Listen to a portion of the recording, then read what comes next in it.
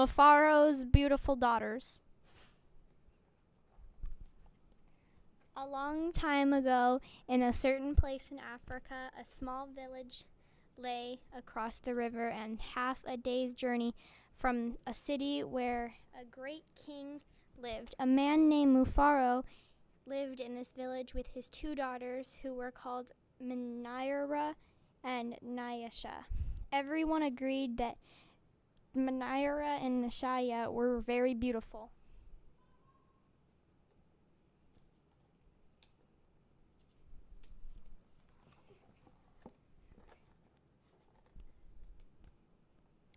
Manira was almost always in a bad temper.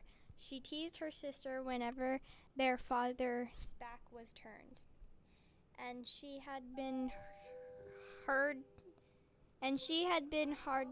to say, "Someday, Nashaya, I will be a queen, and you will be a servant in my household." "If that should come to pass," Nyasha responded, "I will be pleased to serve you. But why do you say such things? You are clever and strong and beautiful. Why are you so unhappy?" "Because everyone talks about how kind you are, and they praise everything you do." Manira replied, "I'm certain that Father loves you best, but when I am queen, everyone will know that your silly kindness is only weakness."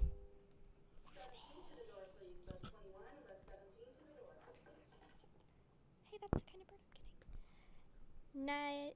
Nyasha was sad that Manira felt this way, but she ignored her sister's words and went about her chores. Nyasha kept a small plot of land on which she grew millet, sunflower, yams, and vegetables. She always sang as she worked, and some said it was her singing that made her crops more bountiful than anyone else.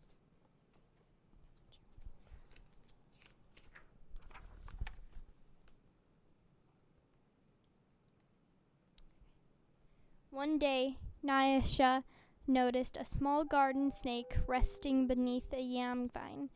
"Good day, little Nyoka," she called to him. "You are welcome here. You will keep away any creatures who might spoil my vegetables." She bent forward, gave the little snake a loving pat on the head, and then returned to her work. From that day on, Nyoka was always at Nyasha's side when she tended her garden. It was said that she sang all the more sweetly when he was there.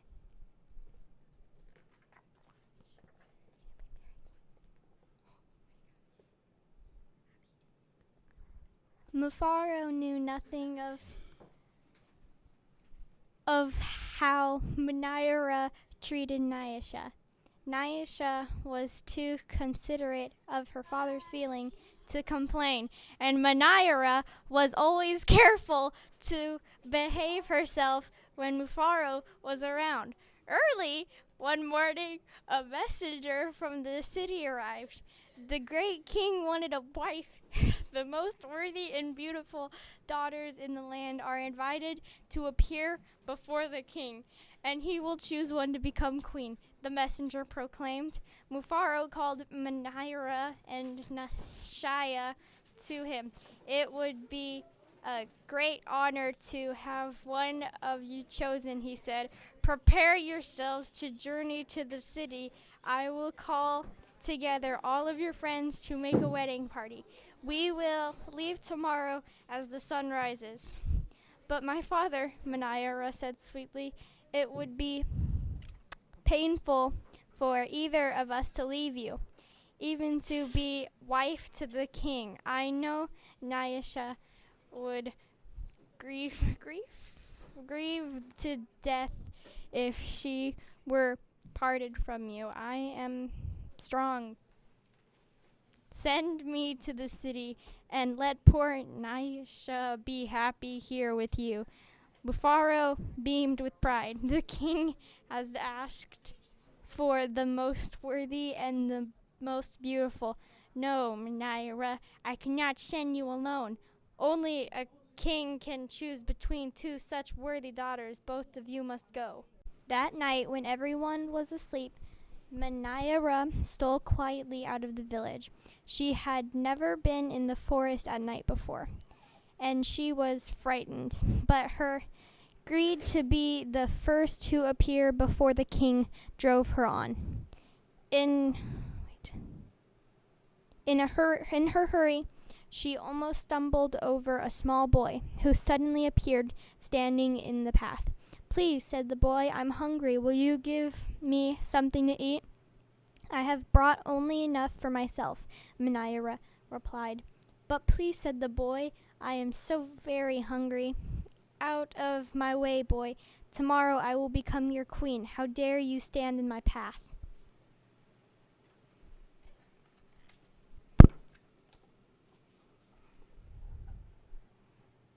After traveling for what seemed to be a great distance, Manaira came to a small clearing. There, silhouetted against the moonlight, was an old woman seated on a large stone. The old woman spoke. I will give you some advice, Manaira. Soon after you pass the place where two paths cross, you will see a grove of trees. They will laugh at you. You must not laugh in return. Later, you will meet a man with his head under his arm. You must be polite to him. How do you know my name? How dare you advise your future queen? Stand aside, you ugly old woman, Manaira scolded, and then rushed on her way without looking back. Just as the old woman was foretold, Manaira came to a grove of trees, and they did indeed seem to be laughing at her. I must be calm, Manaira thought. I will not be frightened. Trees, she shouted. She looked up at the tree and laughed out loud. I laugh at you, trees, she shouted, and she hurried on. It was not yet dawn when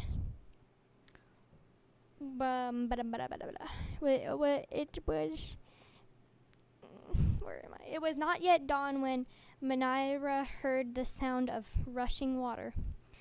The river must be up ahead, she thought. The great city is just on the other side. But there on the rise she saw a man with his head tucked under his arm. Manaira ran past him without speaking.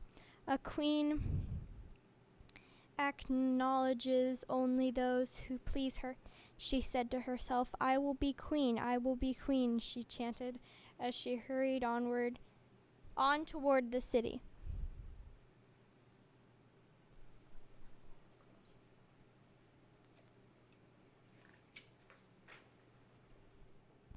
Naisha woke up at the first light of dawn. As she put on her finest garment, she thought how her life might be changed forever beyond this day. I'd much prefer to live here, she admitted to herself. I'd hate to leave this village and never see my father or sing to little... We're reading a book from Miss Nix. I'd hate to leave this village and never see my father or sing to little Nyoka again. Her thoughts were interrupted by loud shouts and a commotion from the wedding party assembled outside. Naira was missing. Everyone bustled about, searching and calling for her. When they found her footprints on the path that led to the city, they decided to go on as planned. As the wedding party moved through the forest, brightly plumed birds darted about in cool green shadows beneath the trees. Though anxious about her sister, Nyasha was soon filled with excitement about all there was to see. They were deep in the forest when she saw the small boy standing by the side of the path. "You must be hungry," she said, and handed him a yam she had brought for her lunch. The boy smiled and disappeared as quietly as he had come. Later, as they were approaching the place where the two paths crossed, the old woman appeared and silently pointed the way to the city. Nyasha thanked her and gave her a small pouch filled with sunflower seeds. The sun was high in the sky when the party came to the grove to Nyasha as she passed beneath them. At last, someone announced that they were near their destination.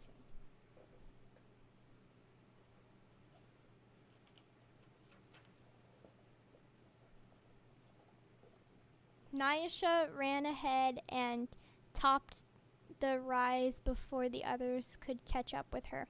She stood transfixed at her first sight of the city. "Oh, my father," she called, "a great spirit must stand guard here. Just look at what lies before us. I never in all my life dreamed there could be anything so beautiful."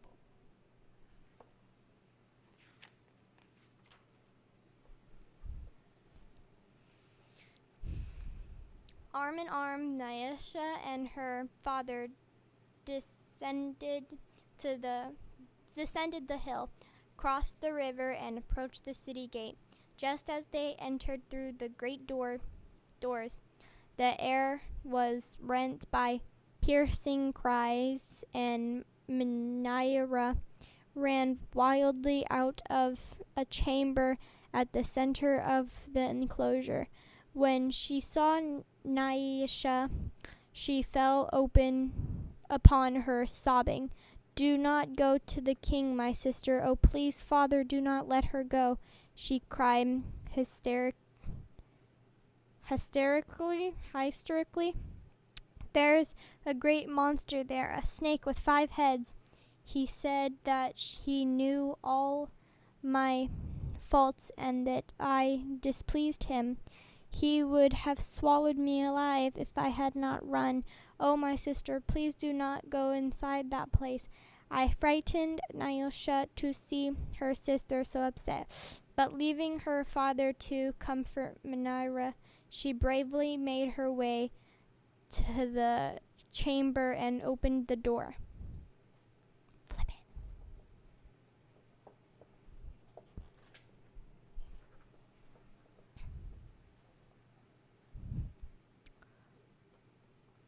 On the seat of the great chief's jewel lay the little garden snake.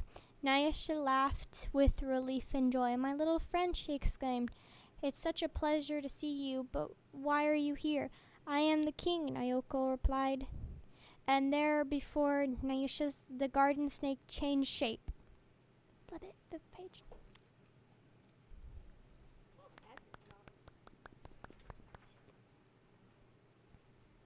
What the? This is inappropriate.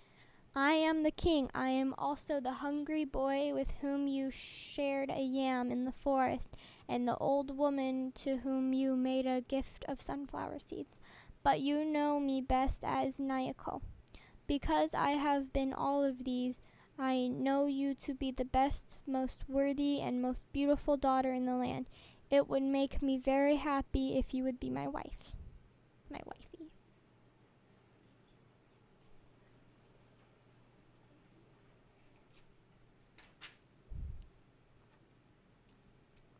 And so it was that, a long time ago, Nyasha agreed to be married. The king's mother and sisters took Nyasha to their house, and the wedding preparations began. The best weavers in the land laid out their finest cloths for her wedding garment. Villagers from all around were invited to the celebration, and the great feast was held. Nyasha prepared the bread for the wedding feast from millet that had been brought from her village.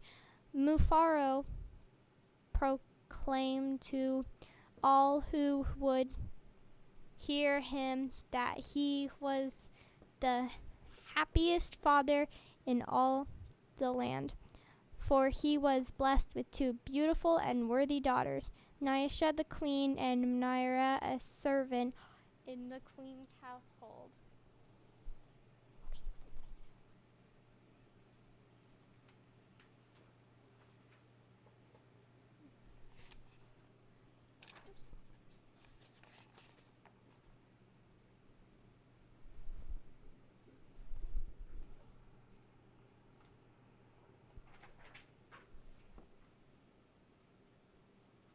The end.